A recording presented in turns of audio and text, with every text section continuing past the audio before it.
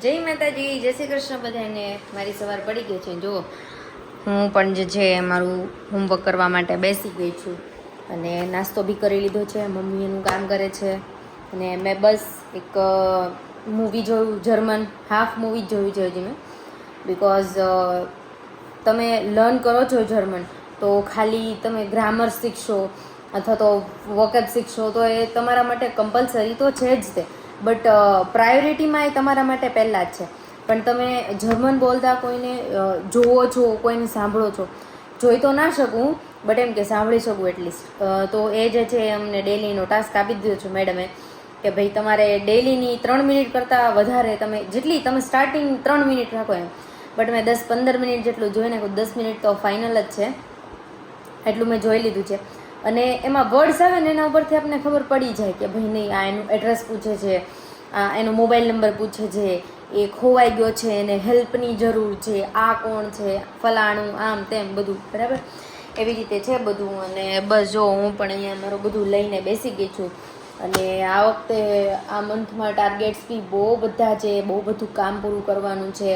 અને yes, thank you so much. તમે મને બધાએ એટલો બધો સપોર્ટ કર્યો કે મારે ફેસબુકમાં 12K પ્લસ અત્યારે ફેમિલી છે. So thank you so much. આવો નવો સપોર્ટ જે છે એ તમે અમને યુટ્યુબમાં દર્શાવતા રહેજો.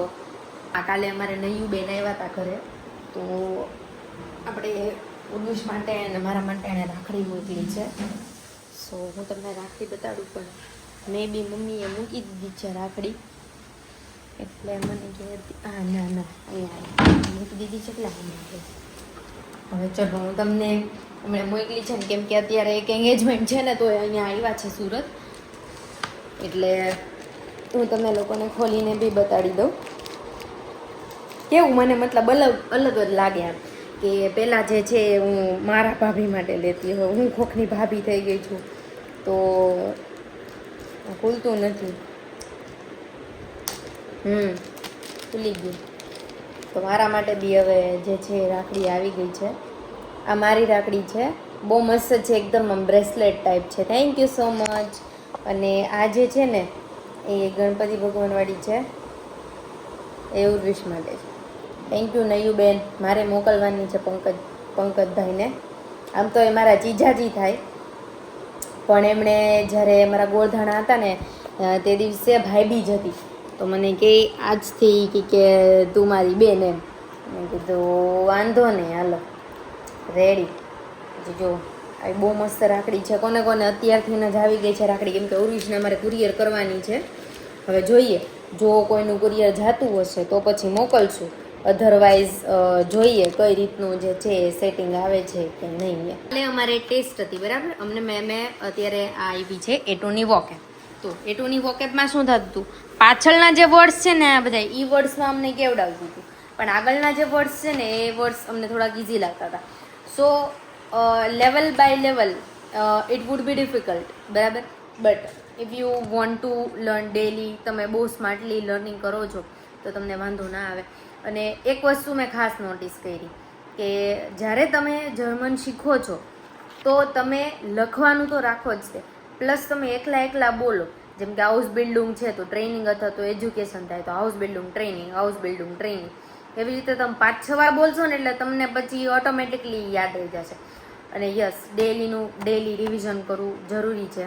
અને હું તો એક મારો ગોલ રાખું છું, આખા વીકનું પૂરું થાય એટલે સન્ડે જે છે એ બધી વસ્તુ ફરી વખત મેં રિપીટ કરવાની. હવે કેટલાય ઓલું કેવું મારા ભાઈ નાના એને કોણ રાખે સાના ભાભીનું હૈયું રૂવે ને રૂડિયું હી બકે ઈબકા ખાય ભાભીનું રૂડિયું રૂવે ને હૈયું હી બકે એ વળાતા ને ઈ ગીત ગાય. દાદા મેળા ને હું કે દાદા ભાભીના દાદા મળશે ભાભીને નાનો માડીનો જયો વીર, ભાભીનું રૂડિયું રૂવે ને હૈયું હી બકે રે. વળાવે ને તારા આવા ગીતો ગાતા. અત્યારે તો સીધું ને હાવ આ ગીત તો ન ગાય, મૂકી દે. બાય બાય ટાટા આ ગાડીમાં બેઠા. અરે ઓલો ગીત મૂકે પાછો હા પાછળથી વિદાયની વસત હા તેરો એક તો જો માહોલ એવો હોય એમાં ઓલો પાછળથી ગીત એવો વગાડે તો બધા રોજ મંડે બાબુલ કી દુઆ લેતી જા જા તુજકો સુખી સંસાર મિલે. અત્યારે એવા ગીત વગાડે છોકરીને વળાવતા હોય ને તારે એટલે એવા શબ્દ સાંભળીને છોકરીને જોવાનો આવે. પેલું તો રોય જ જાય આદર્શ આદર્શ પીપળો ઈ પાછા વળે તાર ગાય તાર કેવું એમ થાય ગાય જ નહીં એટલી આદર્શ આદર્શ પીપળો આદર્શ દાદા બધા જેન્ટ્સ એ રોવા માંડે હો. બહુ રોય છોકરીને વળાવતા તારે બાપરે. દાદા કયા પૈવાળામાં દીકરી દાયા થઈ પેલા તો કઈ ફોન બોન હતા નહીં, ટપાલ લખે ત્યારે 15 દિવસે અમારે તેવું કઈ ગીત નો કઈ વેત જ નતો રહ્યો. કેટલા વાગે તારા બે શાંતા ઉડી જાય વે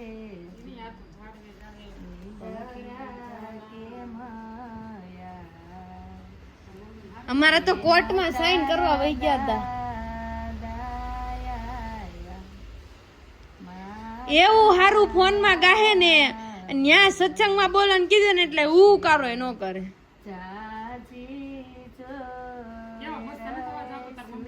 ઈ કે મારો જાડો અવાજ આવે. અરે અમુક ના મેં કીધું ગળા ફાટી ગયા તે અહીંયા કરી કરીને ગાય લે એમ મેં કીધું.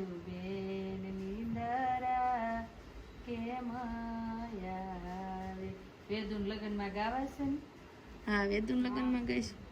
વેદુન લગ્ન ને તો 20 વર્ષની વાર 20-25 વર્ષની તો 11-12 વર્ષની નો હોય ને 11-12 વર્ષ 10 વર્ષની તો થશે અત્યારે. 10 વર્ષની થાશે. હા તો 12 વર્ષે તો પરણાઈ જવી પડે ને. સોનલબેન કેટલા વર્ષે 12 હવે 12 વર્ષ જાય એટલે પરણાઈ પડે ને એમ. એવું કોણે કીધું? એટલે 12 વર્ષે 22 વર્ષની થઈ જાય કે નહીં? અરે 24 કરે હે બધાય 10 22 વર્ષ અત્યારે પૂરા થાય હવે બીજા 12 વર્ષ જવા દઈએ એટલે 22 વર્ષની થાય કે નહીં? પેલું ગાન જાઉં જોશે જાઉં ઘેર જો દેવા રડતા માતાએ શરીફ ચીલા રે વેદુબે લે લે દાદા દેખંતા બેની માર નરુવે જો માતા દેખંતા આસુડાની તારું રે વેદુ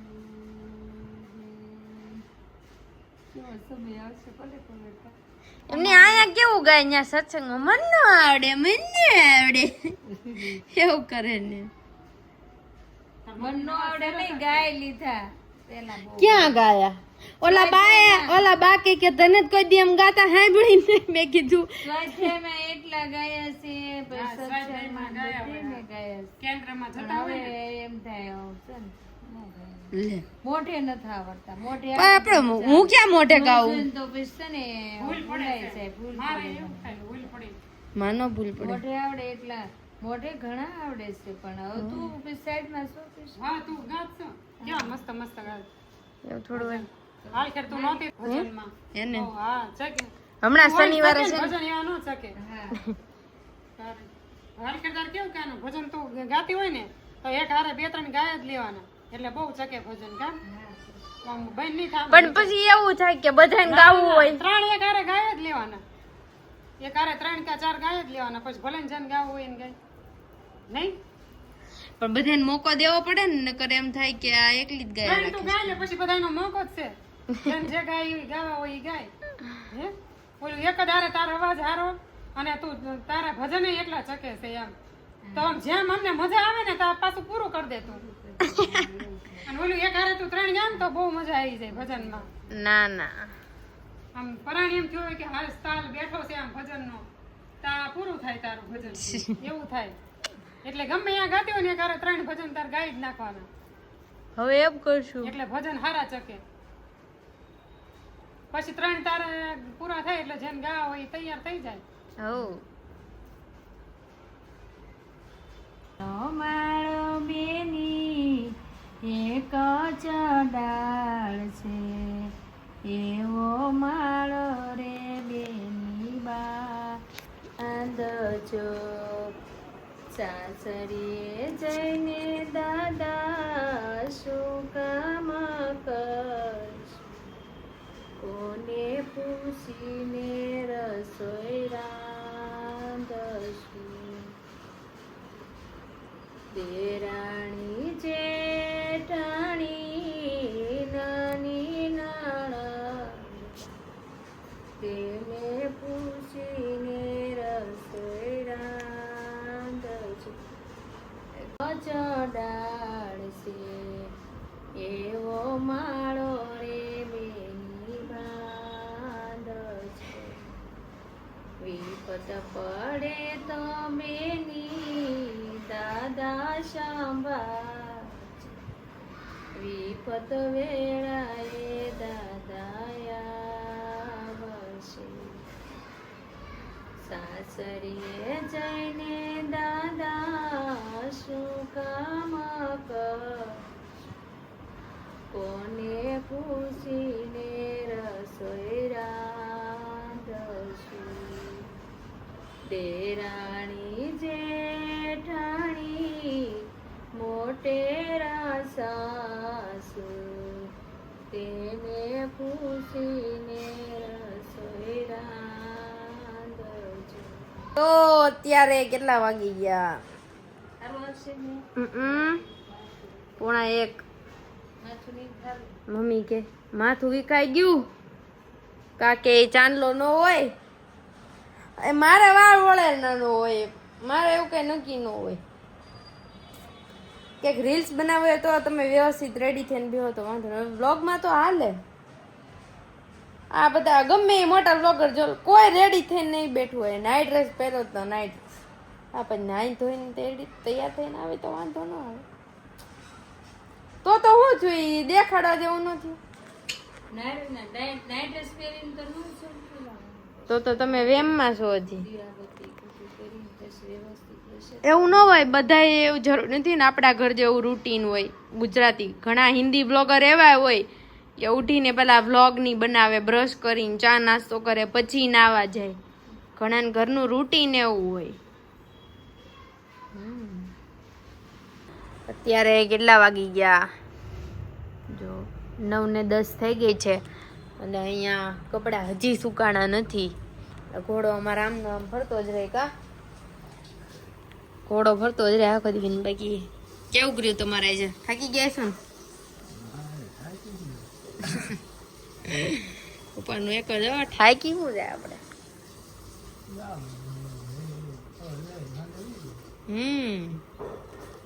રેડી બાકી બસ મારે અહીંયા એઝ યુઝ્યુઅલ વોકેપ ચાલુ જ છે અને મમ્મી એનું કામ કરે છે બાકી આજનો વ્લોગ જે છે આપણે અહીંયા જ એન્ડ કરીએ છીએ વિડીયો ગમ્યો હોય તો લાઇક શેર અને સબસ્ક્રાઈબ કરતા જજો અને હા તમને વિડીયોનો કયો પાર્ટ સૌથી વધારે ગમ્યો છે એ કમેન્ટ કરીને કહેતા જજો અને હા જો તમે અમને ફેસબુક અને ઇન્સ્ટાગ્રામ ઉપર ફોલો હજી સુધી ના કર્યા હોય તો યુટ્યુબમાં જ જે છે અમે અમારી પ્રોફાઇલમાં અમારા બંનેની એટલે કે મારી અને ઉર્વિશના બંનેની પ્રોફાઇલની જે છે એ લિંક આપેલી છે તો એમાંથી જઈને તમે જે છે એ ફોલો કરી લેજો અને બસ હવે સીધા મળશું કાલે આપણે નવા દિવસે નવી એનર્જી સાથે નવી વાતો સાથે નવી કહાની સાથે હવે મળીએ કાલે સીધા જય માતાજી